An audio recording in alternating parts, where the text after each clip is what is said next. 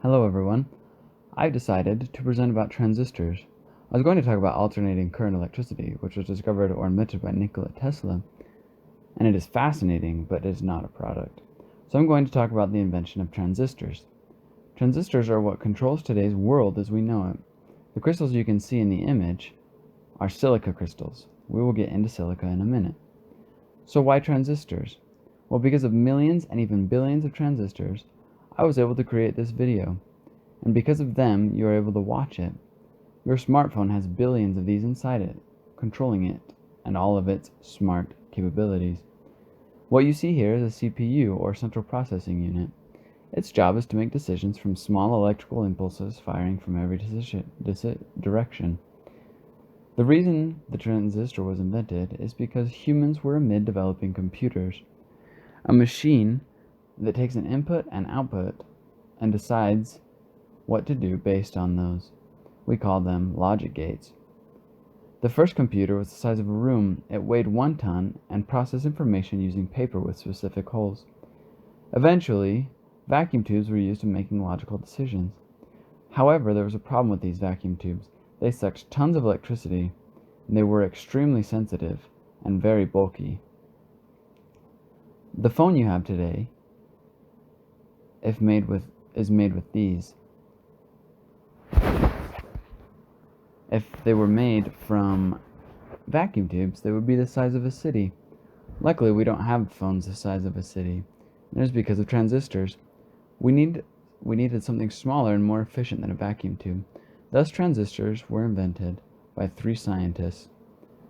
Now we're able to compute at lightning-fast speeds. These 3 scientists are William Shockley, Walter Brittain, and John Barden. Other advancements and different types of transistors were made by Herbert Martiret, Heinrich Welker, Mohammed Atalla, and Dawan Kang. So quickly, what is a transistor? It is a logic device as well as a type of electric switch that is made mainly from silica. This silica is almost pure, and once an amount of electricity is added to it, it allows the passage of electricity. Transistors use a small amount of electricity to control a large amount of electricity. There are 2 main types of transistors. The first is a BJT, or bipolar junction transistor, which uses a small amount of current to control a much larger amount of current.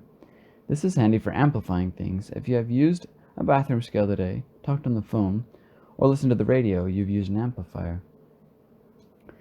These take a small input signal and add more power and even more power so we can see small signals and transmit them from location to location. The second is a FET, or field effect transistor.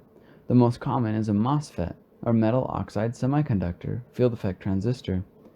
This uses a voltage to allow electricity to flow across the other 2 pins. A MOSFET is completely isolated from the load pins. This is mostly used for switching outputs on and off, and it is capable of doing that at millions of times per second. Transistors are used widely across all electronics. They are found in your smart home devices, your computer, tablets, and smartphones, microwaves, modern fridges and some sinks, cars, TVs, streetlights, traffic lights, radios, GPSs, printers, and infinitely more.